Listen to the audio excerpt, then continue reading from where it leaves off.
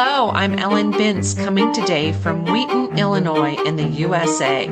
Welcome to Impact, a podcast about how we can each bring about real change in the world and getting practical in making that happen. And hello, I'm Clive Johnson, coming today from Leigh-on-Sea in the UK. A special welcome if you're listening for the first time, and a big thank you to our new subscribers. Each week, we look at one aspect of how we can connect our hearts to offer healing for others with our collective intention, prayers, and meditation, and go behind the headlines of a critical happening in our world that needs our attention right now. In today's episode, we're taking one of these regular deep dives to more fully understand and investigate something many of us may know only a little about, but I trust many of our listeners know a lot about this, and see where we might hone in with our prayers and intentions. And as we record, it's July 8th, 2026. And this week, we turn our attention to the theme of philanthropy and the idea that generosity begins at home. We'll look at what the concept means and why philanthropy matters in our world that, especially in some societies, has become increasingly polarized and defined by money. As always, we'll come back to see where our intention and prayers may be most needed as we reflect upon our conversation. The phrase philanthropy starts at home is more than a catchy slogan. It points to a profound truth about the nature of human generosity, that the impulse to give, serve, and care must firstly be developed in the relationships, households, and neighborhoods where life is actually lived. True philanthropy is not the exclusive territory of the headline billionaires who have their own foundations and press offices. It's the daily, often invisible practice of loving one's neighbor, beginning with the people closest to us. The word philanthropy itself stems from two Greek words, philos, meaning loving, and anthropos, meaning humanity or mankind. Literally, it translates as the love of humanity. The word first appeared in the works of the ancient Greek playwright Aeschylus more than 2,500 years ago. In its earliest sense, it was not primarily about money. It was about an inclination, an orientation of goodwill and active concern for the well-being of others. In other words, it's aligned with the golden rule taught by all major faith traditions, to love and care for our neighbor as for ourselves. Philanthropy thought leader Robert Peyton describes it simply as giving, serving, and private individual action intended for the common good. Another explanation he offers is that it is the giving of one's time, talent, or treasure for the sake of another, or for the common good. This time, talent, and treasure idea is important because it democratizes philanthropy. It removes the assumption that you have to be wealthy or have much disposable income in order to qualify. It's very much in keeping as with what we aim for, really, the common good. And I think another word probably that's quite closely in line with this is the idea of ministry. We have our talents, we have our gifts. Are we using them for the benefit of others? It's kind of a mindset. It is indeed, isn't it? Yeah. Yes. Every major world religion, in its own way, espouses the values of philanthropy. In the Christian tradition, Paul's second letter to the Corinthians describes giving as personal, proportionate, planned, and plentiful. 4 Ps. Rooted in the grace of God rather than in obligation or some social performance. Those listeners who might want to interested in Paul's teaching might want to check out 2 Corinthians verses 8 to 9. Chapters 8 to 9 on this point. The Buddhist teaching of dana, in other words, generosity, regards giving as the foundation of the spiritual path, part of the Dharma, cultivating non-attachment and loving kindness. The Greek origin of the word itself echoes the Christian commandment to love one's neighbor as oneself. We might also distinguish philanthropy from charity. These terms are often used interchangeably, but they have different emphasis. Charity is the compassionate, often immediate response to suffering, feeding the hungry today, donating to a disaster relief fund, dropping coins in a collection jar. It tends to be reactive, emotional, and short-term in focus. The old French root of the word charité, captures it well, providing for those in need. Charity concerns the symptoms of a problem. By contrast, philanthropy takes a longer view. It's proactive, strategic, and concerned with the root causes of social problems. Where charity sends painkillers to malaria patients, philanthropy funds research for a cure and educates communities on prevention. Where charity feeds a person today, philanthropy asks why that person has no food and works to change the conditions that produce the hunger. One analogy you may have heard is apt here for distinguishing the two. Charity gives a man a fish, philanthropy teaches him to fish, and then asks whether the river is being polluted and by whom. Hmm. If charity begins at home, philanthropy extends this impulse outward strategically and sustainably.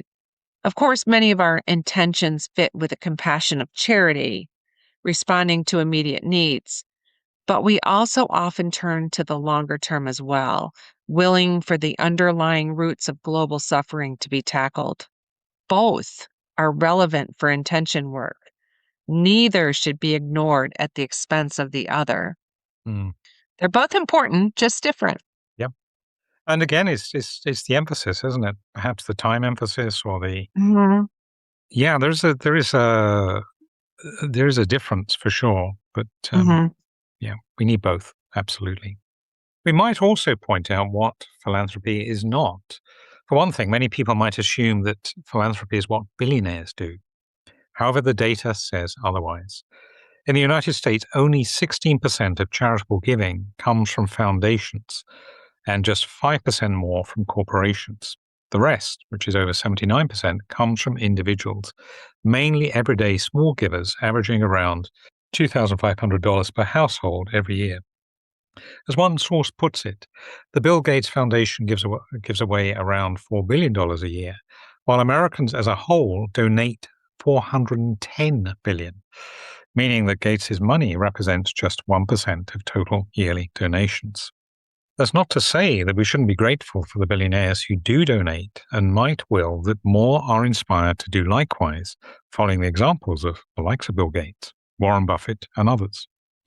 However, the philanthropic iceberg is largely below the waterline, so to speak, composed of millions of ordinary people quietly giving what they can. This finding might be sobering if we believe we're not in a league to be philanthropic, but perhaps can spare a dime once in a while. I have to say, it's my impression, and partly through conversations I have with people and anecdotal, but my impression is that there is, interestingly, more of a will to be philanthropic among Americans that I know than the Brits. It seems quite important in the psyche, Mhm. especially for those who do have, feel they have some disposable income. I think there's quite a long tradition of charitable giving, interestingly, in the UK. There's sort of more one-off, or it might be on a monthly basis or whatever. But yeah, that's just an interesting observation. It's something that seems to, whether this anecdotal perception is right or not, I don't know, but it's something that it does seem to be a potential difference culturally, which is Mhm. interesting. Yeah, a little more ingrained in us? I don't know, but yeah, I've heard that, Mm, and when I've visited, like, Germany, I've seen the difference, but yeah, the government takes care of people more than in the US, so maybe we need that's it. it, partly. Maybe that's a part of it. Yeah, Mhm. interesting.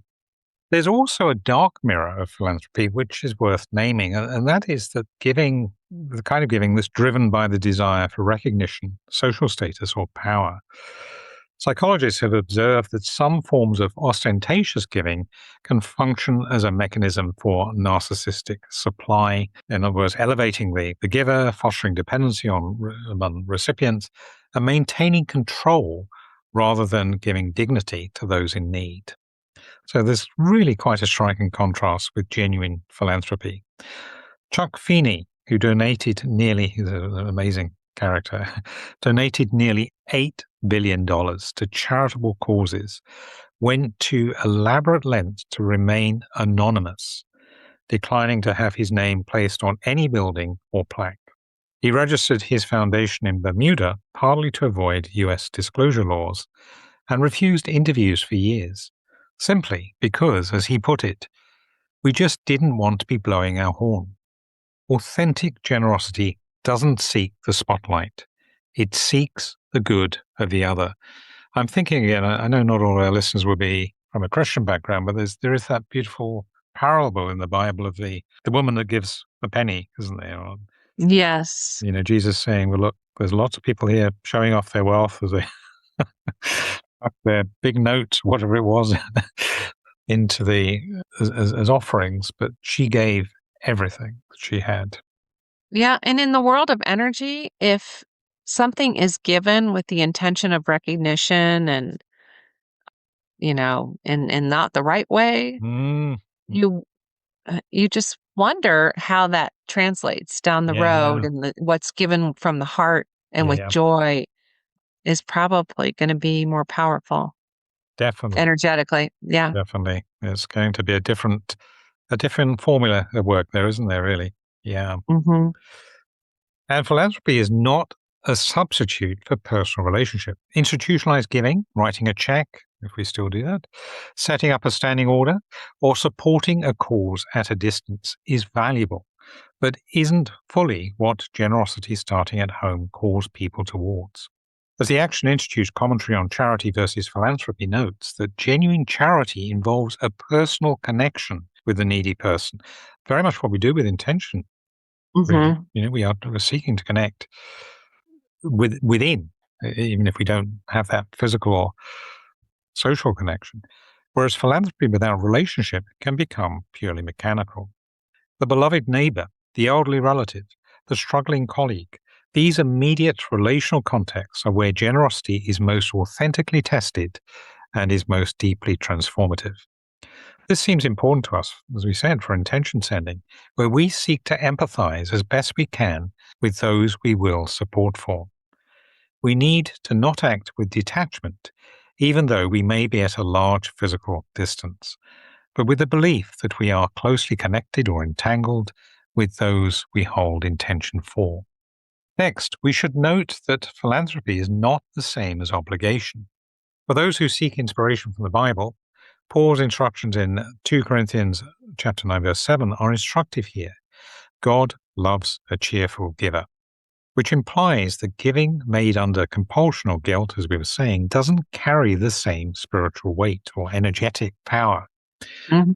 Rather, planned, proportionate, and willing giving is the model being advocated here, which flows from a free heart. Other faith traditions offer similar teaching. Neither is philanthropy a replacement for justice, however well intentioned that may be. Some have criticized it for papering over structural injustices rather than dismantling them, privileging private interests over democratic community needs. However, generosity is not a substitute for advocacy or structural change. At its best, it can lead towards justice, not away from it. Yeah, that's an important point. We still Mm, need to work for justice as yeah. we provide the philanthropy. And it's sometimes there's a balance, because I know, for example, in our food pantries around where I live, which are necessary, Mm, unfortunately, mm, mm. they say that if you can donate $10, that organization can turn that into $40 worth of food. So sometimes giving the money is more beneficial for the organization than giving your time. And there's a wonderful book, Toxic Charity. Have you read it? No. Mm, Yeah, it's really good. It reframes philanthropy and charity in a way that keeps the dignity of the receiver. For instance, a teenage church group, high school church group, went to Mexico, and they wanted to paint the church. So they were painting, but as they saw these men sitting across the street on the curb, and they had taken the job away from the men. wow. So they could have paid those men Yes. to paint, raised money to pay those men to paint, and that would have fed some families. And you can understand the ripple effect of that. There's something about being mindful then in how we go about our giving, and Exactly. kind of knowing, having the wisdom, is money going to help here, Exactly. or that kind of Exactly. circumstance? Yeah, And the it's and interesting. we could probably do a whole episode on the dignity of the receiver, and Mm, they talk about, like, going to a thrift store or something, and, where they give clothes away to people. mm, Well, they advocate having the people who receive that work there a few hours a uh, week, or charging a very minimal amount because it preserves the dignity of the people who receive it, and then that starts a ripple effect of feeling better about themselves. yeah, yeah, yeah. Wow. Now it's complicated. Yeah, it is. It is. My goodness.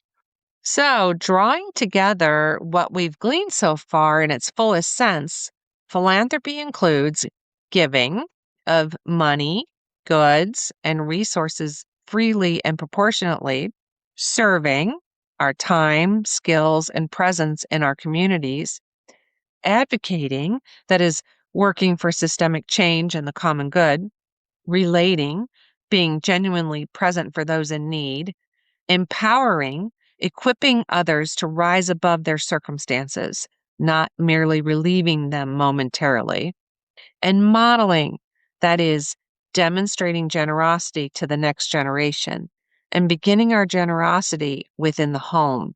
In other words, philanthropy involves quite a package and is always intentional, with the intention of being for the common good Mm. and the highest good. So, why does philanthropy matter?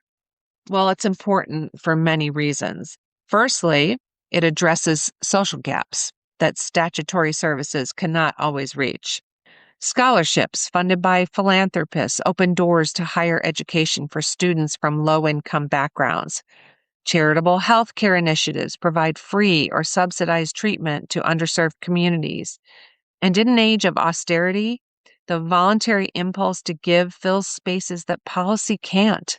The Charities Aid Foundation describes philanthropy as society's risk capital, the fund that allows experimental, community driven solutions that government cannot easily provide. It also contributes to rebuilding the fabric of society and individual sense of belonging. The US Surgeon General has identified loneliness as a public health epidemic, with social participation declining sharply. Young people aged 15 to 24 have experienced a nearly 70% drop in time spent with friends over the past 2 decades, and nearly 1 in 3 older adults report feeling isolated. Philanthropy, particularly local, relational, community oriented giving, directly counters this by building what researchers call social capital. That is, the trust, shared values, and willingness to cooperate for mutual benefit that hold communities together. I see that. I mean, my community is a church locally, primarily. Hmm. It does that. And there's some amazing things they put on, and lunches and all sorts of things. Higher levels of social capital are associated with better outcomes in health, education, employment, and overall well-being. And when philanthropic funds are directed into community programs, they often create jobs, stimulate local businesses, and improve infrastructure.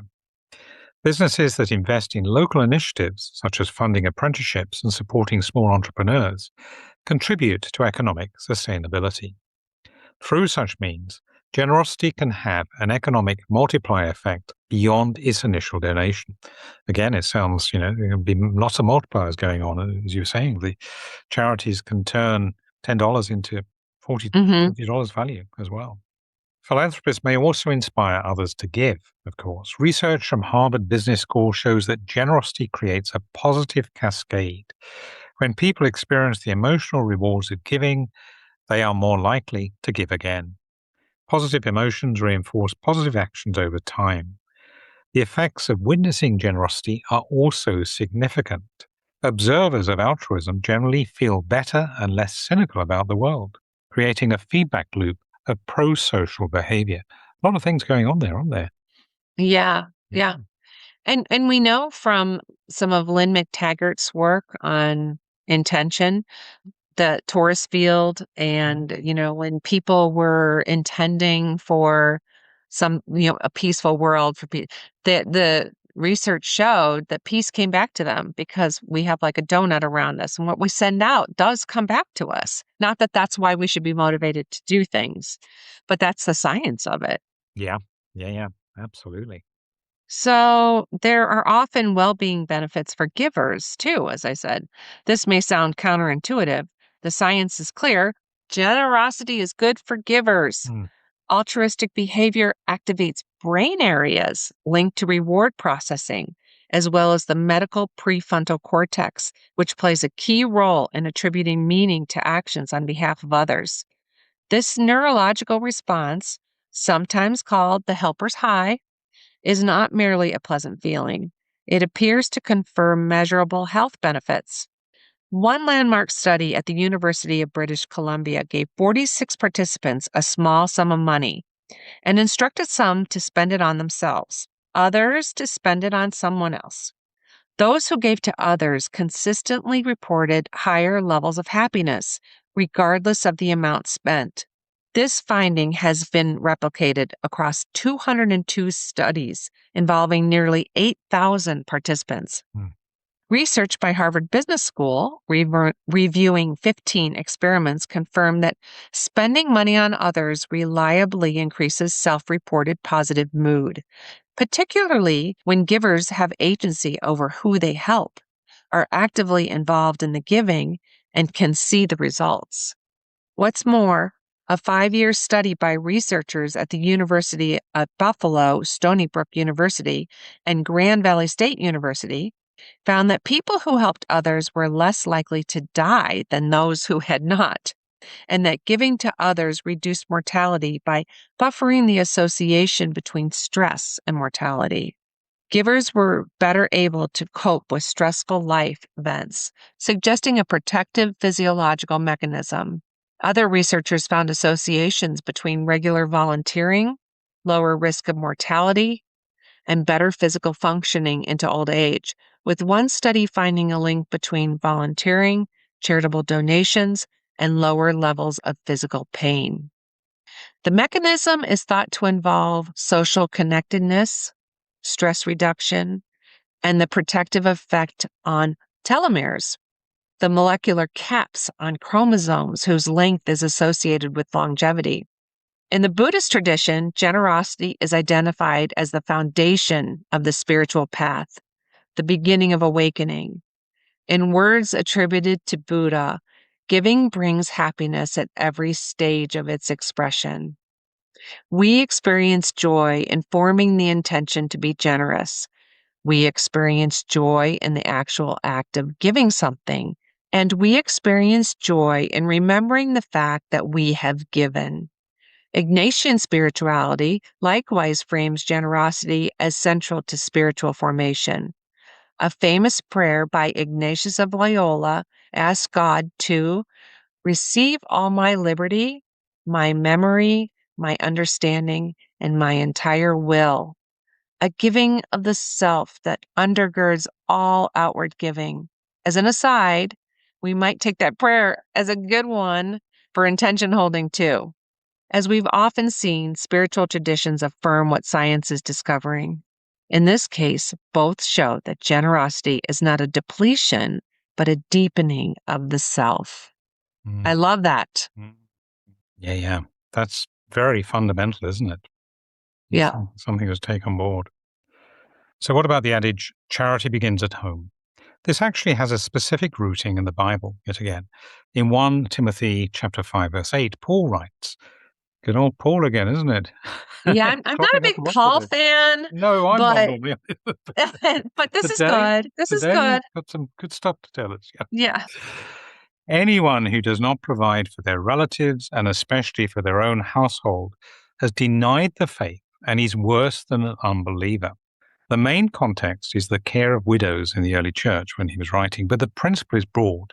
The first sphere of generosity is the household and extended family. This isn't permission to be exclusively self-interested, but states the principle that generosity flows outward from the center. You can't genuinely give to a stranger what you have withheld from within your own family. It's a bit like the metta, the loving kindness prayer, Yeah. well, isn't it? You've got to start at home with that. Mm-hmm. So, a parent who invests in their children's emotional, spiritual, and practical formation is performing an act of profound philanthropy. A sibling who shows up consistently in times of grief is embodying the love of humanity at the most demanding level. Family philanthropy also serves as a school of generosity. Research from the New Hampshire Charitable Foundation suggests that families can begin teaching giving principles to children as young as the age of 6 through simple structures like dividing an allowance into keep, save, give proportions, involving children in charitable giving decisions and showing them the visible impact of their contributions. These early lessons, repeated and embodied by parents and grandparents, form the philanthropic instincts of the next generation. One real-life example of philanthropy starting at home involves not a billionaire, but an 8-year-old girl. Beautiful story, this one.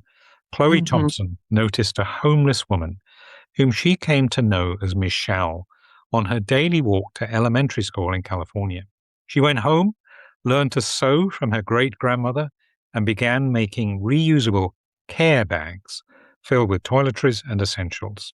What became as a personal response to one woman's need became Chloe Cares, a registered non-profit that has now distributed over 20,000 hygiene bags to homeless women. Chloe has since helped install water pumps in villages in Ghana and founded Giving Tuesday Spark to mobilize young people into philanthropic action.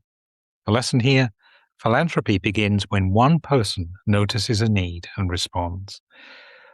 We might also take inspiration from Dolly Parton's Imagination Library, which offers a masterclass in philanthropy starting at home and expanding outward. Back in 1995, Parton launched the program in her home county of Sevier, Tennessee, where her father had never learned to read. The initiative sent one free, age-appropriate book per month to every child under 5 in the county, regardless of family income. The program became so popular that by 2000, Parton opened it to any community willing to co-fund it locally. Today, the Imagination Library has gifted nearly 200 million books and sends more than 2 million books per month to children in the United States, Canada, Australia, Ireland, and the UK.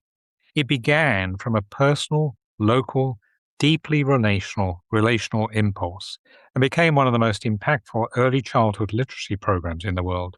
Two prominent recent contributors are Taylor Swift and Travis Kelce, who made a sizable, they gave a lot away with their wedding, actually, which was nice to see, who made a Yes. sizable donation to the charity, along with others, as part of marking their recent wedding. I love Dolly Parton. I love her Mm. attitude of giving. It's just very humble and very matter of fact, like, that's just what we should do, Yep. when we can help, we help. Yep. And She's awesome. that was local, wasn't it? And it was Yeah. totally local and Mhm. Mhm. looked But it's good and you can yeah, see it spread globally. absolutely. Yeah. Yeah. But not all large-scale philanthropy makes the news during a giver's lifetime. Gus Selensky was a plumber and Marie was a nurse. They lived quietly in a small house in Syracuse, New York, their one indulgence being weekly square dancing. When they died, this modest couple had left more than $3 million to charity, accumulated through decades of frugal living and intentional saving. Their story, along with that of others, demonstrates that wealth and philanthropy are not necessarily correlated. What matters is our desire and drive to give. Finally, at a neighborhood level, organizations like BCTG in the UK's West Midlands have formalized the practice of random acts of kindness. Staff teams are given funds to distribute quietly and anonymously to those in need, with no PR expectations. Recipients have included families with children undergoing cancer treatment, homeless women given filled bags of toiletries, and cancer patients receiving surprise envelopes in chemotherapy wards. Each act comes with a simple card. It's nice to be nice. Please accept the gift. It is an act of kindness. There is no catch. Beautiful. That's beautiful. Beautiful. I have a friend who I've not spoken to for a long while, actually, who lives in Western Massachusetts. And I remember visiting her, and in her car, she keeps health bars, cereal bars, which if ever, someone comes up, they ask, Yeah, can you spare a dime kind of thing? I said, well, I've got these bars. Do you want? I think that simple little things like that are just so beautiful. exactly. Yeah. Right. Mm. Yes. So, where might we hone in with our intention and prayers? This is the point, as always, you may wish to bookmark to come back to as we invite you to join us in sending intention. We'll put the bookmark, as always, in the show notes. So, taking a moment just to allow yourself to breathe, to settle, to become present when you are able, and allowing yourself time between each of these suggested intentions that we offer now, focusing our intention and channeling this loving kindness energy. We will be sensitive to the needs of those closest to us, including friends and family members who are grieving, lonely, struggling financially, or silently suffering, as well as to the needs of those who are on our doorstep. We ask that we will see how we can show hospitality and support for them, empathizing, connecting with, and sharing their needs, whether financially or otherwise. When we are moved to act with philanthropy, we ask that we have wisdom to know where and how to direct this for the highest good. We ask that many who are financially able will be moved by compassion to contemplate how they may be philanthropic to others, and will have wisdom to discern to whom or what causes to give. We will that the examples of Bill Gates, Warren Buffett, and other well-known philanthropists will move those who have more money than they will ever need to consider how they may best use their wealth. We will that our own and the generosity of others will empower those we give to rather than create dependency, addressing root causes as well as immediate needs, and that we will give in ways that preserve the dignity of those who receive. We give thanks for the silent philanthropists, the carers, volunteers, quiet donors, whose generosity sustains communities without fanfare or recognition. We ask that they are deeply blessed and find great comfort through their generosity. We ask that governments don't rely on the philanthropy of others as a substitute for justice and state giving. We pray that the generosity of individuals will inspire a movement toward fairer systems, better policies, and conditions in which charity is needed less because justice is practiced more. And this week, as we reflect on the role of philanthropy in our societies and in our own lives, we suggest holding as our main intention. We ask that we will have generous hearts being guided by the golden rule of loving our neighbour to give authentically. Please join us in holding this. That about wraps it up for this episode. Remember, you can connect with us in the Facebook group and for live intention holding in Clive's daily insight timer offerings, and with me in the Labyrinth Activist Network's Zoom calls. Details of how to hook up with these are in our show notes. Look out too for our next special topic episode, which we'll be releasing in the next few days. Thank you for listening and for sharing with us and holding intentions. We look forward to connecting again next time. And in the meantime, Thank you. Go well. Stay safe. and remember, we're more powerful together. Impact is presented by Ellen Binns and Clive Johnson and produced by Impact Productions. Our theme music is by Chris Collins and our logo artwork is by Auto Classic. Subscribe wherever you get your podcasts and please leave us a review on Apple Podcasts, Spotify, Audible, or your favorite podcast provider.